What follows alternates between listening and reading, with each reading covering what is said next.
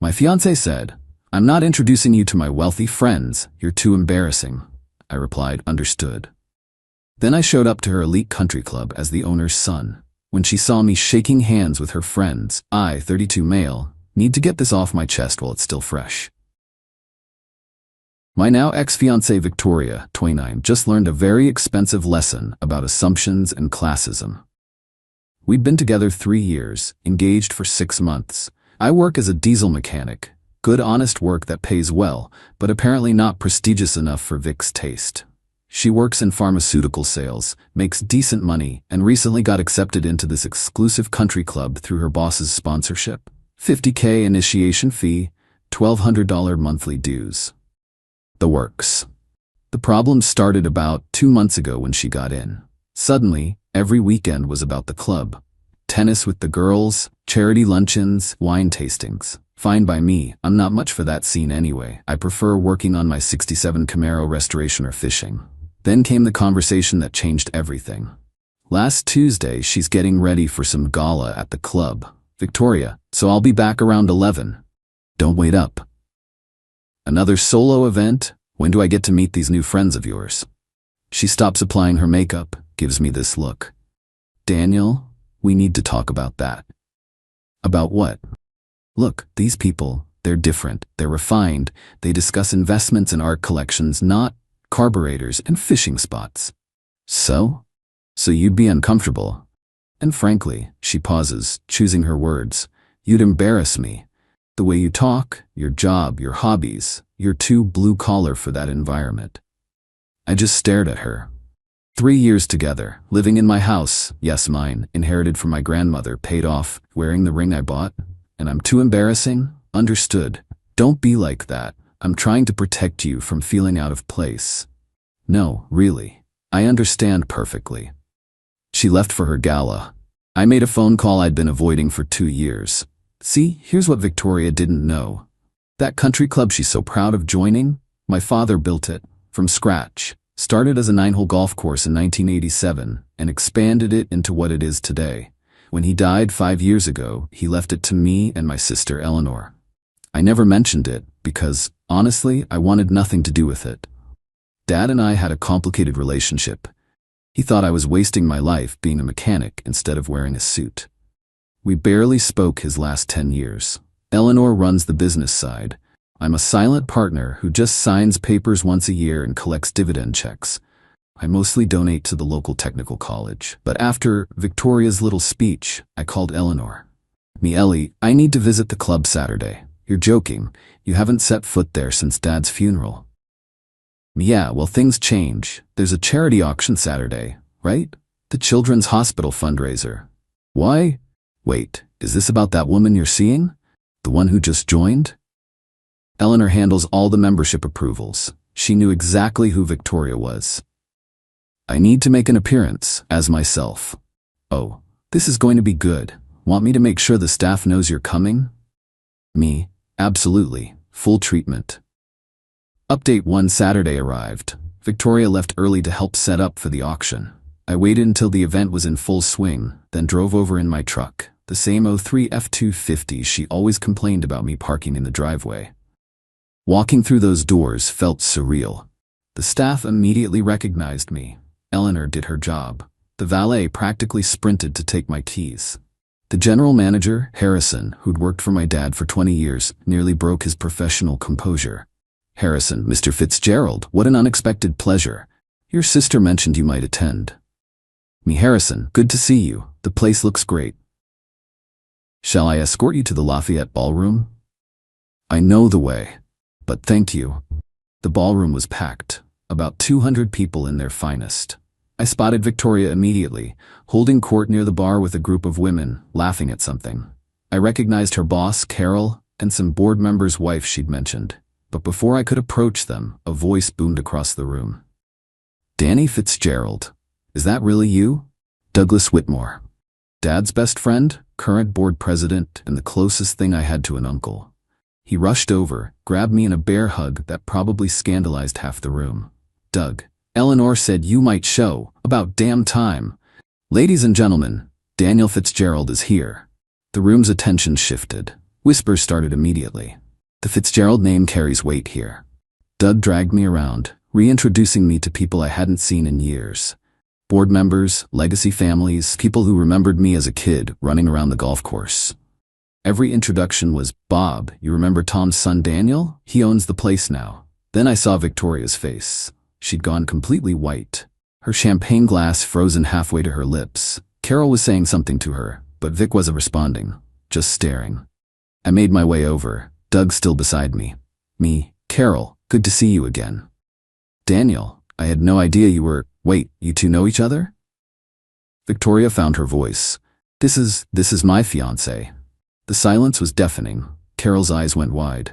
The other women looked between us, computing. Doug, God bless him, made it worse. "Fiancé? Danny, you didn't mention you were engaged, and to one of our new members. Victoria, you're a lucky woman. The Fitzgeralds basically built this place." "Victoria, I need some air." She practically ran to the terrace. I didn't follow. Instead, I enjoyed the auction, bid $20K on a week in Aspen for the hospital, not the trip, and had actual conversations with people she deemed too refined for me. Funny thing, they were fascinated by my work. One guy collects classic cars and peppered me with questions about restoration. Another wanted advice on buying a boat. Turns out rich people have hobbies too. Victoria texted me furiously throughout, "We need to talk now." "This isn't funny. You lied to me. Daniel, please. Stop ignoring me." I didn't respond. I was too busy having a conversation with her boss Carol about how Victoria had described me as working in transportation and how she'd been angling for introductions to the important families. "Carol, she said you were uncomfortable in social situations."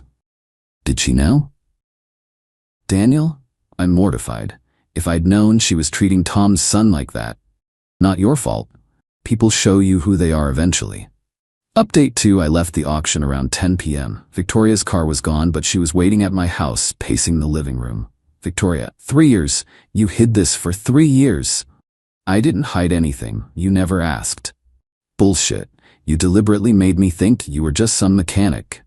"I am a mechanic. I fix diesel engines. That's my job." "You own a country club." "Me. I inherited a quarter of a country club. Eleanor owns another quarter and the trust owns the rest. I don't run it. I don't work there. I barely acknowledge it exists." "Victoria, do you have any idea how humiliated I am? I've been telling everyone my fiancé couldn't possibly fit in, and you're literally their landlord." "You're humiliated? You told me I was too embarrassing to be seen with. You said I'd embarrass you. That was before I knew." And that's the problem, Vic. She tried everything.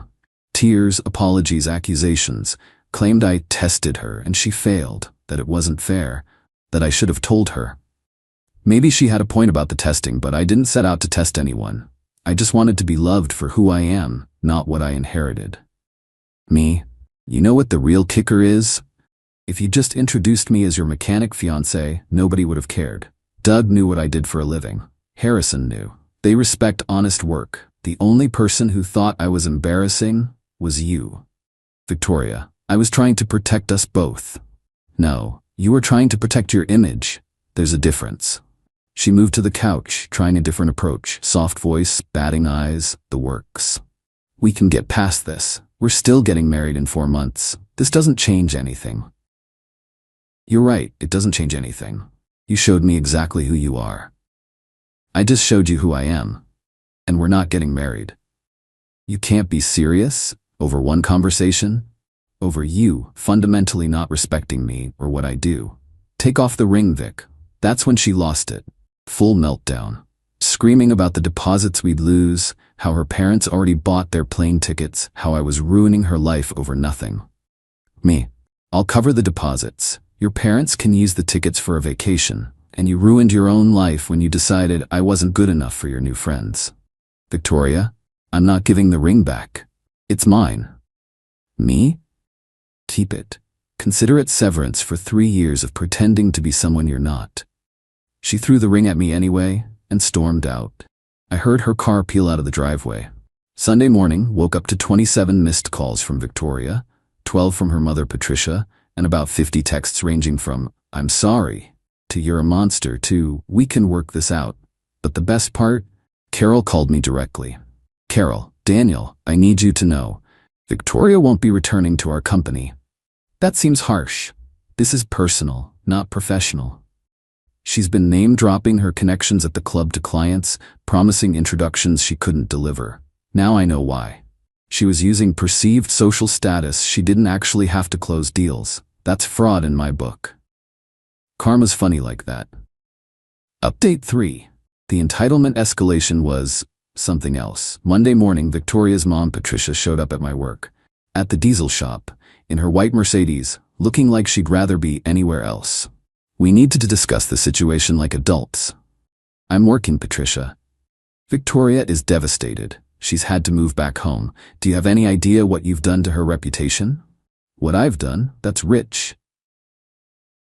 She made one tiny mistake. Me. She told me I was too embarrassing to meet her friends. Because she didn't know who you were.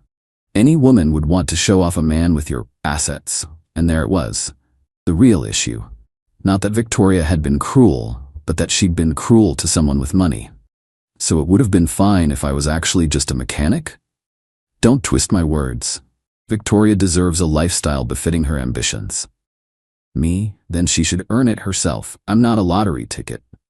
Patricia actually tried to negotiate, like this was a business deal, offered to have Victoria sign a prenup, promised she'd learn to appreciate me, even suggested couples counseling. Me? Patricia, she's not getting back in. Please leave before I have you escorted out. She huffed but left. Then the real games began. Tuesday, I get a call from Eleanor. Eleanor, you're not going to believe this. Victoria tried to use her membership to book the grand ballroom. For what, Eleanor? Her wedding, to you. She told the events coordinator you'd reconciled and wanted to move the venue here as a romantic gesture. Cancel it. Already done. But Danny, I also had to revoke her membership. Why? She charged $8,000 worth of champagne and food to the member account over the weekend, claiming it was for a Fitzgerald family event. When accounting called to verify, she said you'd authorized it. The audacity was breathtaking. She was literally trying to spend money she assumed I had.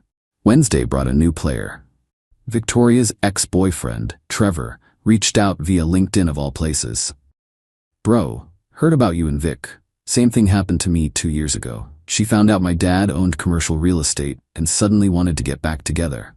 When I said no, she tried to say she was pregnant. Watch yourself. That was concerning enough that I screenshot everything and sent it to my lawyer buddy. Just in case. Thursday was the peak. Victoria showed up at the country club during the ladies' tennis tournament. Eleanor called me immediately.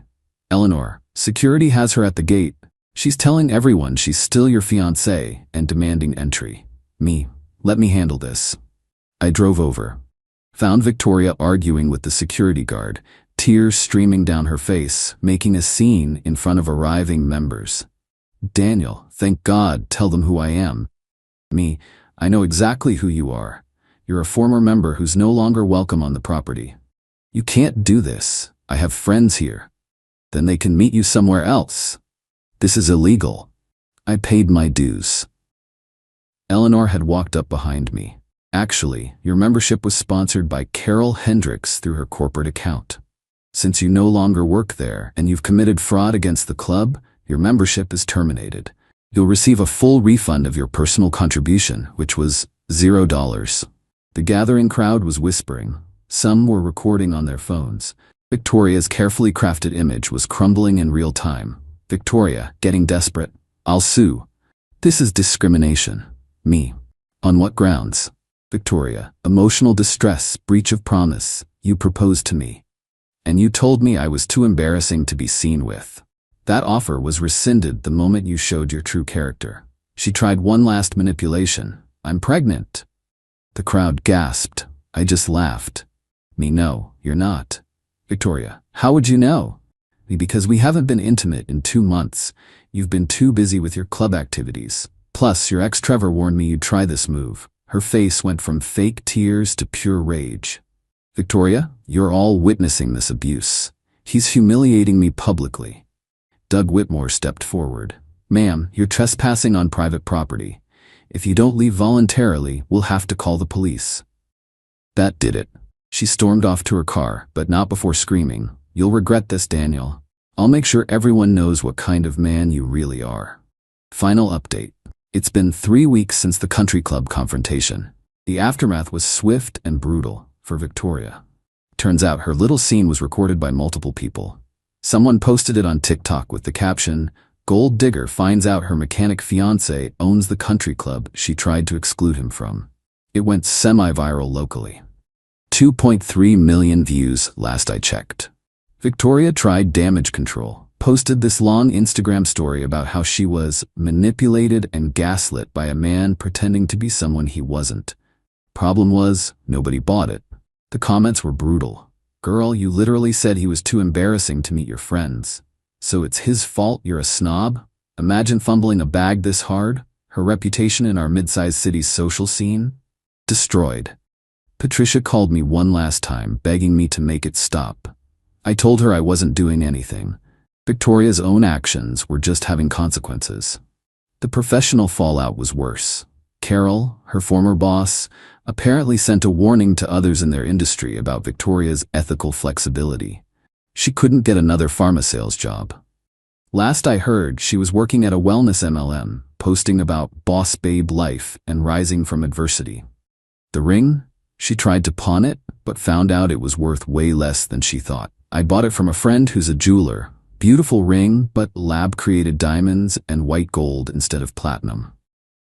Still cost me $3,000, but she was expecting $30,000. Another assumption that bit her. Here's the twist nobody saw coming. Eleanor and I have actually gotten closer through this. We started having dinner once a week, talking about Dad, the club, everything we never discussed before. She convinced me to be more involved with the family legacy, not as an owner, but as an advisor for their new vocational training program. Turns out I can help kids who want to work with their hands get scholarships and apprenticeships. Met someone new at the technical college where I volunteer teaching a diesel maintenance class. Amy's a welding instructor, doesn't give a damn about country clubs, and thinks my truck is badass. When I told her the whole story on our third date, she nearly choked on her beer laughing. Amy, wait, so she thought you weren't good enough for her rich friends, but you literally owned the building? Me, quarter-owned, but yeah. That's the most beautiful karma I've ever heard. Please tell me someone got it on video. I showed her the TikTok. She watched it 3 times, wheezing with laughter. The part where she says she's pregnant and you just go, "No, you're not." Dead. I'm dead. We've been dating 2 months now. She came to the club with me last week for Eleanor's birthday dinner. No pretense, no anxiety about fitting in. She wore jeans and a nice blouse, talked to everyone like normal people, and had Doug Whitmore obsessed with her restored '78 Bronco by the end of the night. Doug pulled me aside. "This one's different, Danny. She looks at you, not what you come with." He's right. Amy doesn't care about the inheritance or the club membership. She cares that I make her laugh, that I fixed her dad's tractor for free, and that I volunteer at the animal shelter on weekends. The actual me, not the bank account. Victoria, meanwhile, tried one final play. Sent me a long email about how she's grown from the experience and deserves a second chance. How she's been in therapy, doubt it, and realizes she loved me for me, not what I had. Bigger doubt. Ended with, "I'm willing to forgive you for the deception if you're willing to forgive my mistakes." The entitlement never dies, does it? She's willing to forgive me? I didn't respond, just forwarded it to Eleanor, who laughed so hard she cried. Eleanor, the lion, the witch, and the audacity of this... Ellie? What? She called you embarrassing, then tried to steal champagne. I said what I said. Looking back, Victoria did me a favor. If she hadn't shown her true colors over the country club, I might have actually married her. Would have spent my life with someone who saw me as beneath her, only to flip when she found out about the money. That's not love. That's a business transaction. Now I'm with someone who'd date me if I really was just a diesel mechanic living paycheck to paycheck. Because that's who I am at heart. A guy who likes working with his hands, restoring old cars, and fishing on Sunday mornings. The inheritance is just numbers in an account I barely touch. The country club? I still rarely go, except for family events or the occasional charity thing. But now when I do show up in my jeans and work boots, members treat me with respect, not because of who my father was, but because they saw what happened when someone didn't.